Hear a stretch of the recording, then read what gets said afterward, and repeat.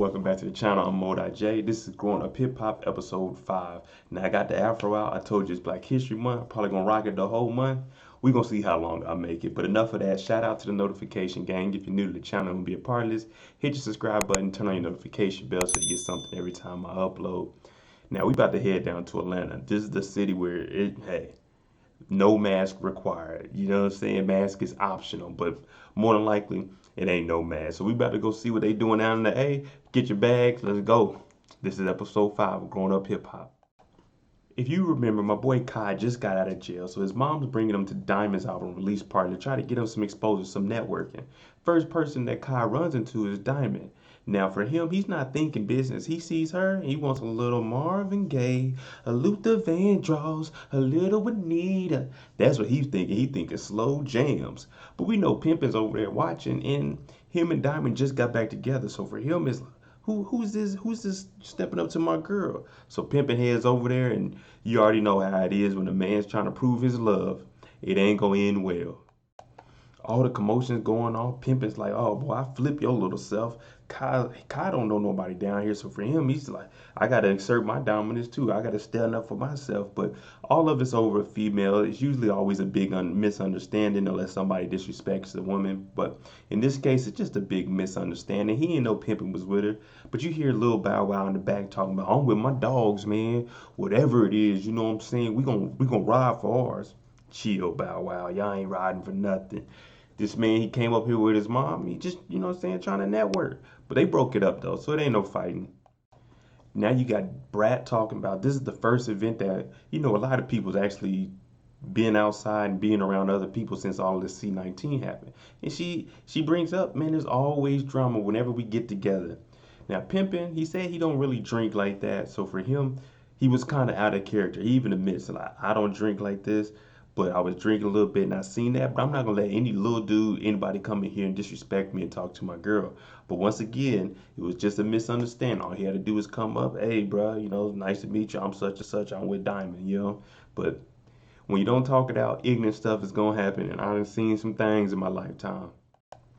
Of course, Lala, she brings Kai to Miss Deb because Deb is known in the music industry. So what she's telling them is, listen, we'll give you a chance because we know your mom, but believe me, it's not gonna be handed to you because of your mom. You're gonna have to get out here and work. And he's saying, hey, I'll step up. I'm gonna do what I need to do to earn mine. We gonna see, young blood. We gonna see. Now, Deb being the businesswoman and into music, of course she's looking at, oh, we have the whole cast here. All right, look, come here, people. I have an idea. She gathers everybody around and she says, I want to come up with an EP, pretty much like a We Are the World, bringing in all the talent, but it's not going to be a We Are the World like we all come together stuff. It's just going to be an EP of all of us together, but we're going to be talking about what's going on now. Stimulus checks, C-19, police brutality. It's going to be about 6 to 8 songs. She brings everyone along, including Bow and Brat. And Bow Wow's like, the reason she's bringing us in is because with our name attached to it, we'll be able to carry the project a little bit further than what it would be with just Deb and growing up hip hop artists that no one's heard of. No offense, I mean, I haven't heard of any of them. Shania, Buku, and Remarkable, they all meet up. They're doing a little bit of arts and craft. We got some wine out. But this is just a chance for all the girls to get together. And they start talking. They bring up Ayana. And she starts to explain why her and Ayana haven't really been, you know, saying on the same page, seeing eye to eye, all because of she's made the wrong reference to something that dealt with her and her lesbian girlfriend. So she felt offended by that. They stopped talking. Now she's talking about how she had a birthday, she graduated, and Ayana never hit her up. But if you never reached out to her, she's not going to reach out to you, especially after you disrespected her. So it was pretty much on you.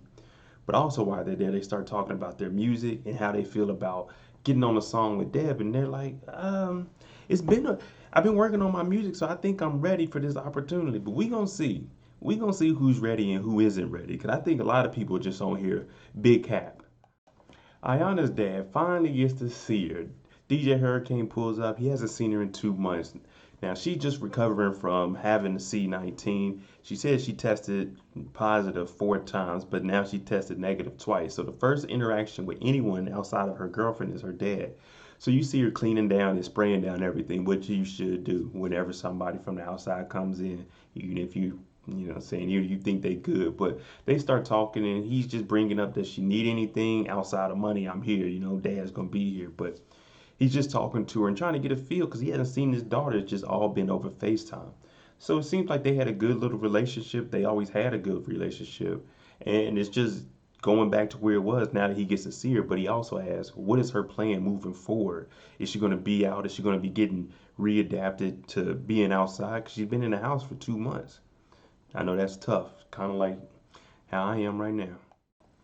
Miss Deb calls everybody into the studio except for Bow and the Brat, since they're already established artists and they're bigger than everyone else. They're not gonna come in. First, she brings in all of the smaller people, including Diamond and Pimpin'. I'm not saying they smaller artists, but I'm just saying they were brought in because Pimpin' does beats. Now, Pimpin', he's already in there. He's sitting next to Diamond. Kai comes in, and you can tell there's still a little tension between the two because of what happened at the party, but Kai's like, I already been through all this. I don't need to go back to jail. So my bad. If it was just a formal introduction, hey, I'm pimping, blah, blah, blah, would have been good. Now, Miss Deb is looking at it. I have to put these people together and we got to figure out how to make it work. But it seems like the tension between them two is going to it's going to die down because at the end of the day, you got to try to make some money. That's what the business is all about, that moolah. Deb tells them to set that BS aside and let's talk money and stuff.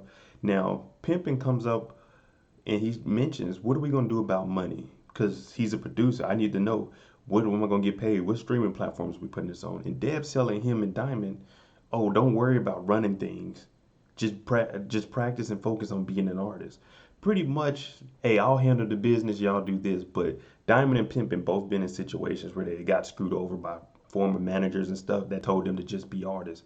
So now it's like, nah, I need to know the business up front before we do anything, before I get on any songs. And Deb is kind of getting mad about it. Kind of like Trump. If it ain't his way, then, well, probably why she's just a supporter. Bow and Pimpin pull up to bury the hatchet. It's an axe throwing place in Atlanta, and the reason for this is Bow said they tired of doing the same old thing. So while they're there, surprisingly enough, Bow gets up there the first time. He hits the damn bullseye, believe it or not. Now, I don't know if it was the first time and they recorded it or it was actually the first time he got up there and he got it. But he got it. Pimpin wasn't getting too, wasn't getting the hang of it as good as Bow Wow, but he eventually got one stick. Bow Wow, Pimpin, BT done showed up, Ayana done showed up, and BT just talking to him about, hey, my birthday's coming up, I want to go paintballing. Bow's, oh, that's not sexy. Bow Wow wants to go to the club, Bow Wow wants to pop bottles, but he's like, man, I just want to go out, have a good time, do something different. Once they get Ayana there and he starts talking to her, he's happy that he's seen her. It has been a while for her, but he starts saying, look, if you come, we're gonna be paintballing. You could be on our team and you can shoot against your rival, Shanika, she's gonna be on the other team. You can shoot at her. Hey, this is your chance to let off all the little steam and heat that you got against her, all the animosity. Let it go, paintballing. And then after it, just squash it. Kai and his mom, they're talking and she's asking him, are you ready? Are you gonna be ready for the studio? For him, this is the moment he's been waiting on. A chance to get on the mic. He's been writing stuff while he was locked up, so hey, I'm ready, Mom. But when she asked him a question, who are you most looking forward to working with? He says Johnny Blaze because she came in with that backside on her. Now, I'm not really a fan of surgery and all that, but for him, my young bull been locked up. You know what he trying to do. Whoever biting, he's with it. But that's his main distraction. That's what he's saying. He even admits that, hey, when it comes to the women, that might be a little weak spot. But he also mentions that he wants to work with Bow Wow and Pimpin'. But first he want to work with that booty. Brat and Diamond meet up. They had that sister relationship, big sister, little sister, and they start talking about personal stuff before they get into the business. Brat brings up when Pimpin got into it with Kai because he stepped on his boots or something, and Diamond was explaining it wasn't really nothing serious. Just Pimpin came over. He's overprotective of me. He didn't want to, you know what I'm saying? Like, he didn't want anybody talking to me. Now they get into the business about Deb bringing up, let's do a Heal the World type track or something. Brat's, she's asking, well, when she brought this up, who was all involved? And Diamond says, we went to the studio. It was her, Remarkable, Pimp, and Kai. What does Kai do? He's a rapper.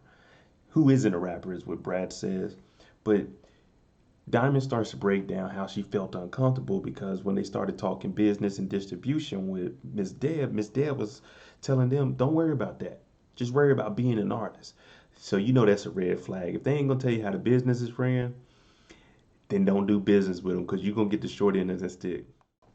This has Brat like, oh man, what is Deb doing? She wants us veterans on the tracks with all these people we don't know. That's not gonna work. Then Brat starts talking about how Deb's gonna come in and bring up, oh Brat, you started somewhere. You needed someone to put you on. You need to do this. Brat's like, I know I did that. That's what you're doing.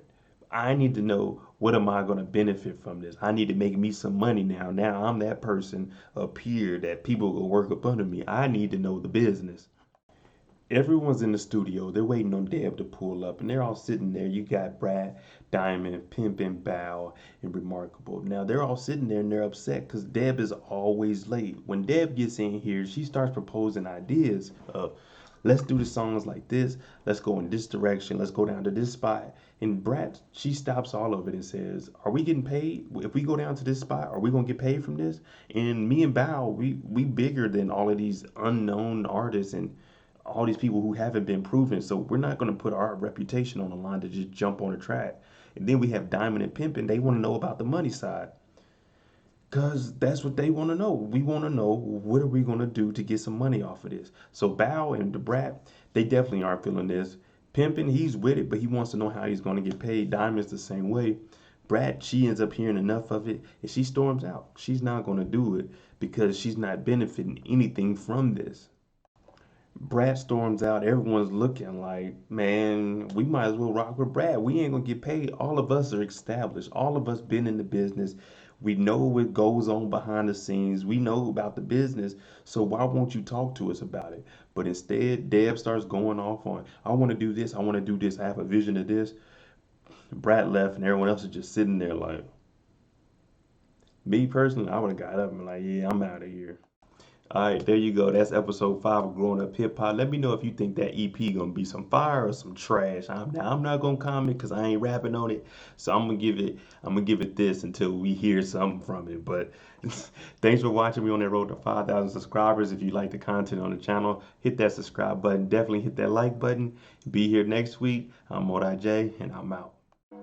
Jimmy on the beat, boy.